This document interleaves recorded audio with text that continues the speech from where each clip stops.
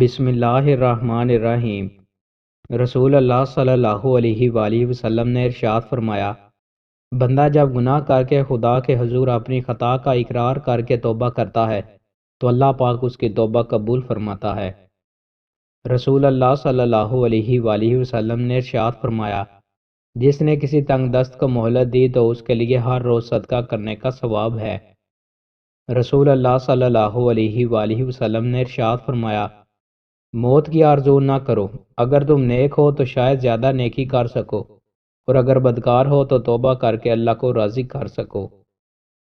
رسول اللہ صلی اللہ علیہ وآلہ وسلم نے ارشاد فرمایا، جو چیز سب سے زیادہ لوگوں کو جنت میں داخل کرے گی وہ خوف خدا اور حسن اخلاق ہے۔ رسول اللہ صلی اللہ علیہ وآلہ وسلم نے ارشاد فرمایا، شہید نے جو گناہ بھی کیا ہو شہادت اس کو مٹا دیتی ہے سوائے قرض کے۔ رسول اللہ صلی اللہ علیہ وآلہ وسلم نے ارشاد فرمایا، جہنم سے بچو خواہ آدھی کھجور ہی کسی کو صدقہ کر کے ہو سکے، اور اگر کسی کو یہ بھی میسر نہ ہو تو اچھی بات کر کے ہی جہنم سے بچے۔ رسول اللہ صلی اللہ علیہ وآلہ وسلم نے ارشاد فرمایا، صرف دعا ہی تقدیر کو پلٹتی ہے۔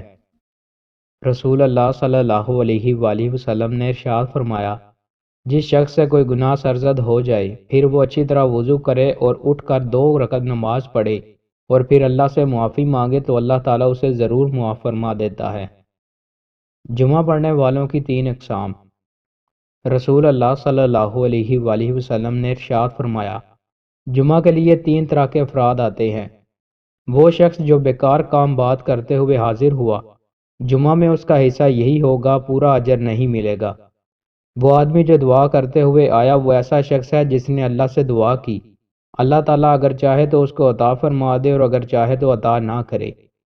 وہ شخص جو خاموشی اور سکون کے ساتھ جمعہ پڑھنے آیا، اس نے نہ کسی مسلمان کی گردن کو پھلانگا اور نہ کسی کو اذیت دی، تو یہ آئندہ جمعہ تک اور مزید 3 دن کے گناہوں کا کفارہ ہے، اس لیے کہ اللہ فرماتا ہے جو ایک نیکی لائے تو اس کے لیے اس جیسی 10 نیکیاں ہیں۔